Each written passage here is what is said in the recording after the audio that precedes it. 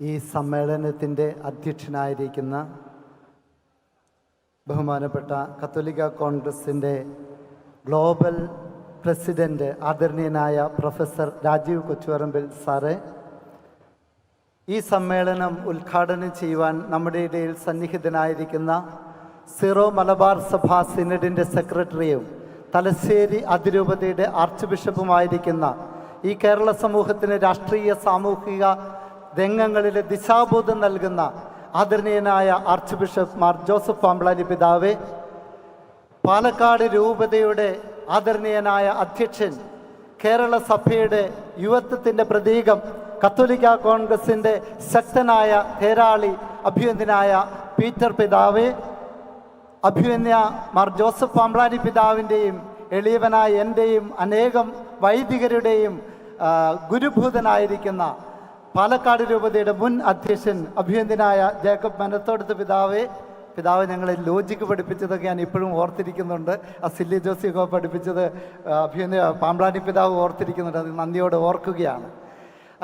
ഞാൻ സമയം കുറവുള്ളത് കൊണ്ട് വേദിയിലും സദസ്സിലുമുള്ള ബഹുമാനപ്പെട്ട വൈദികരെ, സിസ്റ്റേഴ്സ്, കത്തോലിക്ക കോൺഗ്രസിൻ്റെ ഗ്ലോബൽ രൂപത, ഫൊറോന, യൂണിറ്റ് തലത്തിലുള്ള ആദരണീയരായ നേതാക്കന്മാരെ, ഭാരവാഹികളെ, പ്രിയ കത്തോലിക്ക കോൺഗ്രസ് പ്രവർത്തകരെ, പ്രിയപ്പെട്ട മാധ്യമ പ്രവർത്തകരെ, പ്രിയ സഹോദരി സഹോദരന്മാരെ, സത്യത്തിലെ വിഷയാവതരണം ഞാൻ നടത്തേണ്ടതില്ല. കാരണം ബഹുമാനപ്പെട്ട ചെറിയാനച്ചൻ അത് നടത്തിക്കഴിഞ്ഞു. നമ്മളുടെ ഈ സമ്മേളനം എന്തിനു വേണ്ടിയാണ് എന്നുള്ളത് നിങ്ങളുടെ കയ്യിലുള്ള ആ പേപ്പറിൽ കൃത്യമായിട്ട് എഴുതിയിട്ടുമുണ്ട്. ഞാൻ പറയാൻ ഉദ്ദേശിക്കുന്നത് ആകെ 4 മിനിറ്റേ എനിക്കുള്ളൂ. ബഹുമാനപ്പെട്ട ഈ പേപ്പർ ഞാൻ പെട്ടെന്ന് മറിച്ച് നോക്കിയപ്പോൾ, ജനപ്രകാശം ടൈംസ് നോക്കിയപ്പോൾ അതിൻ്റെ ഉൾപേജിൽ ബഹുമാനപ്പെട്ട മാത്യു ഇല്ലത്തുപറമ്പിലച്ഛൻ്റെ തെറ്റല്ല സമുദായ സ്നേഹം എന്നൊരു സുന്ദരമായ ആർട്ടിക്കിള് ഞാൻ കണ്ടു. ബഹുമാനപ്പെട്ട ഇല്ലത്തുപറമ്പിലച്ഛൻ ഇവിടെ ഉണ്ടോ എന്ന് എനിക്ക് അറിഞ്ഞുകൂടാ. ഉണ്ടെങ്കിൽ ഇത് കൈവക്കണം. അച്ഛന് പ്രത്യേക അഭിനന്ദനങ്ങൾ അർപ്പിക്കുകയാണ്. പ്രിയപ്പെട്ടവരെ, നമുക്കൊരു നല്ല കൈയ്യടി കൊടുക്കാം. ആദ്യമായി തന്നെ പാലക്കാട് രൂപത അധ്യക്ഷനോട് ചേർന്ന് ഇത്രയും നല്ലൊരു സമ്മേളനം ഈ 2 ദിവസമായി കത്തോലിക്ക കോൺഗ്രസിൻ്റെ ഗ്ലോബൽ നേതാക്കൾക്ക്, മറ്റ് നേതാക്കൾക്ക് നിങ്ങൾ നൽകിയ സ്വീകരണത്തിന് ഞങ്ങൾ ആത്മാർത്ഥമായി നന്ദി പറഞ്ഞുകൊണ്ട് ഞാൻ തുടങ്ങട്ടെ. പ്രിയപ്പെട്ടവരെ, ഈ സമ്മേളനത്തിൻ്റെ ആദ്യത്തേതും അവസാനത്തേതുമായ സന്ദേശം എന്ന് പറയുന്നത്, വിഷയം എന്ന് പറയുന്നത് നമ്മുടെ സമുദായമാണ്, കത്തോലിക്ക സമുദായം. ഈ കത്തോലിക്ക സമുദായം ഈ നാട്ടിൽ സജീവമാണ് എന്ന് ഇക്കഴിഞ്ഞ നാളുകളിൽ നമ്മളെ ബോധ്യപ്പെടുത്തിയത് ഈ കത്തോലിക്ക കോൺഗ്രസ് എന്ന പ്രസ്ഥാനമാണ്. അടിക്കാൻ നമുക്കൊരു കൈകൂടി.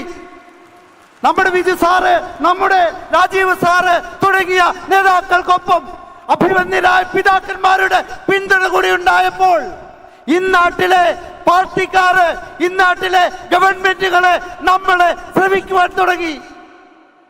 പ്രിയപ്പെട്ടവരെ, ഈ കഴിഞ്ഞ 2-3 ദിവസങ്ങളായിട്ട് ഒരു പ്രത്യേക പത്രം നമ്മുടെ വാർത്തകൾ റിപ്പോർട്ട് ചെയ്യുന്നത് ഞാൻ ശ്രദ്ധിച്ചു. അത് മറ്റൊരു പത്രമല്ല, ദേശാഭിമാനിയാണ്.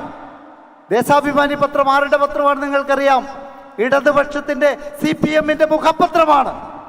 കഴിഞ്ഞ ദിവസം കണ്ണൂരിൽ വെച്ച് ബഹുമാനപ്പെട്ട കേരള മുഖ്യമന്ത്രിയോട് കത്തോലിക്ക കോൺഗ്രസിന്റെ പ്രതിനിധി എന്ന പേരിൽ ഞാൻ ചില ആവശ്യങ്ങൾ ഉന്നയിച്ചു.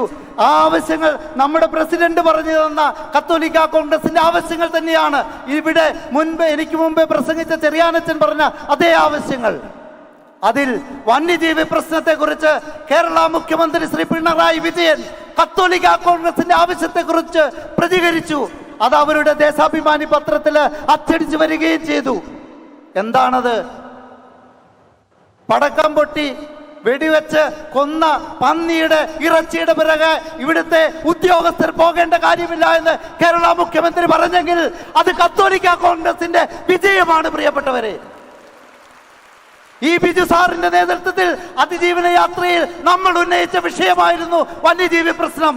തുടർന്ന് രാജീവ് സാറിന്റെ നേതൃത്വത്തിൽ അതിശക്തമായി ഈ കേരള പൊതുസമൂഹത്തിൽ നമ്മൾ ഇന്നും ഉയർത്തിക്കൊണ്ടിരിക്കുന്ന ഈ ആവശ്യത്തിന് നേരെ ഗവൺമെന്റ് പോസിറ്റീവായി കുറച്ചു മുമ്പ് കൂടി പ്രതികരിച്ചിരുന്നെങ്കിൽ അനേകം മനുഷ്യജീവനുകൾ ഇവിടെ പൊലിയുകയില്ലായിരുന്നു എന്നുള്ളതാണ് സത്യം. ഇന്ന് ഇന്ത്യൻ എക്സ്പ്രസിന്റെ പ്രശസ്തനായ ഒരു ലേഖകൻ, എറണാകുളത്തുള്ള ലേഖകൻ മനോജ് സാർ എന്നെ വിളിച്ച് പറഞ്ഞു, അച്ഛാ, ഇവിടെ അനേകായിരങ്ങൾ ഇനിയും മരിച്ചു വീഴും. നിങ്ങളെ പോലെയുള്ള കത്തോലിക്ക കോൺഗ്രസിനെ പോലെയുള്ള സമൂഹത്തോട് പ്രതിബദ്ധതയുള്ള സമുദായ സംഘടനകൾ ശബ്ദമുയർത്തിയില്ലെങ്കിൽ എന്ന് അദ്ദേഹം പറഞ്ഞു. ഇവിടുത്തെ മാധ്യമ പ്രവർത്തകരും നമ്മൾ കേൾക്കുന്നുണ്ട്. പ്രിയപ്പെട്ടവരെ, മാർക്സിസ്റ്റ് പാർട്ടിയുടെയോ ഇടതുപക്ഷത്തിന്റെ മാത്രമല്ല ശ്രദ്ധ നമ്മളുടെ മേൽ വന്നു പതിച്ചിരിക്കുന്നത്. നിങ്ങൾ ശ്രദ്ധിച്ചോ, ഈ കഴിഞ്ഞ കാലഘട്ടത്തില് കേരളത്തിലെ വലതുപക്ഷത്തെ ഒരു പ്രധാനപ്പെട്ട പാർട്ടിയുടെ നേതാവിനെ തിരഞ്ഞെടുത്തപ്പോൾ കത്തോലിക്ക സമുദായത്തെ കുറിച്ചുള്ള വളരെ ശക്തമായ ചർച്ച ഇവിടെ നടന്നു. കുറച്ചു നാൾ മുമ്പ് ഇങ്ങനെ വല്ലതും നടന്നിട്ടുണ്ടോ? എന്തുകൊണ്ട് നടന്നു?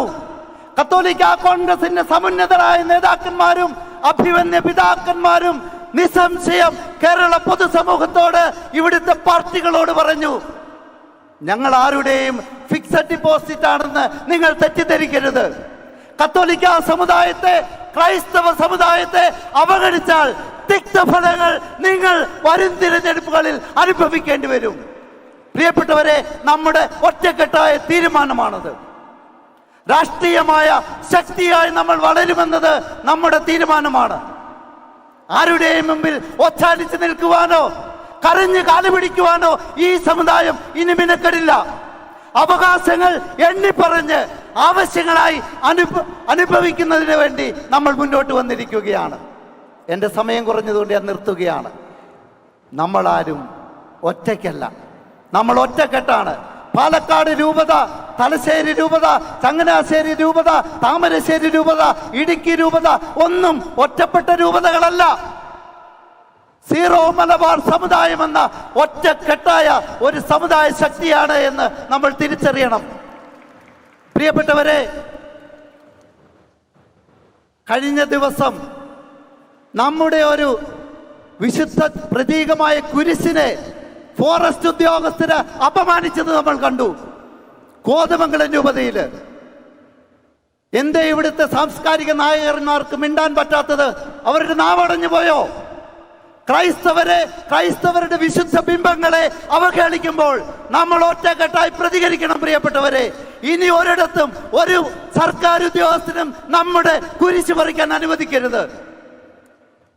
പ്രിയപ്പെട്ടവരെ, ഇതൊക്കെ സാധിക്കണമെങ്കിൽ നമ്മുടെ സമുദായം വളർന്നു വരണം. അഭിമന്യ പിതാക്കന്മാർക്കും ബഹുമാനപ്പെട്ട അച്ഛന്മാർക്കും നല്ലൊരു കൈയടി നമുക്ക് കൊടുക്കാം. എന്തിനാണെന്നോ, കേരള സഭയുടെ ചരിത്രം മാറി എഴുതുകയാണ്. തലശ്ശേരി മുതൽ ചങ്ങനാശ്ശേരി വരെ, അതായത് കാസർഗോഡ് മുതൽ തിരുവനന്തപുരം വരെയുള്ള ബഹുമാനപ്പെട്ട വൈദികര്, അഭിമന്യ പിതാക്കന്മാരുടെ നിർദ്ദേശപ്രകാരം നമ്മുടെ സമുദായ നേതാക്കന്മാരെ, അൽമായ നേതാക്കന്മാരെ മുന്നണിയിലേക്ക് കൊണ്ടുവരുവാൻ പ്രതിജ്ഞാബദ്ധമാണ്. നമ്മളത് അനുദിവസം കണ്ടുകൊണ്ടിരിക്കുകയാണ്. പ്രിയപ്പെട്ടവരെ, ഈ കൂട്ടായ്മ, ഈ ഒറ്റക്കെട്ടായ പ്രവർത്തനം വൈദികരെന്നോ മെത്രാന്മാരെന്നോ അൽമായരെന്നോ വ്യതിരിക്തതയില്ലാതെ നമ്മൾ ദൈവജനമാണെന്നുള്ള ബോധ്യത്തോടെ ഒറ്റക്കെട്ടായി നമ്മൾ പ്രവർത്തിച്ചാൽ നമ്മെ ആർക്കും അവഗണിക്കാൻ പറ്റാത്ത വിധത്തിൽ നമ്മൾ ശക്തരായിത്തീരും. ആ ഒരു ശക്തി കത്തോലിക്ക കോൺഗ്രസിലൂടെ നേടിയെടുക്കുമെന്ന് പ്രതിജ്ഞ ചെയ്തുകൊണ്ട് ജയ് കത്തോലിക്ക കോൺഗ്രസ്.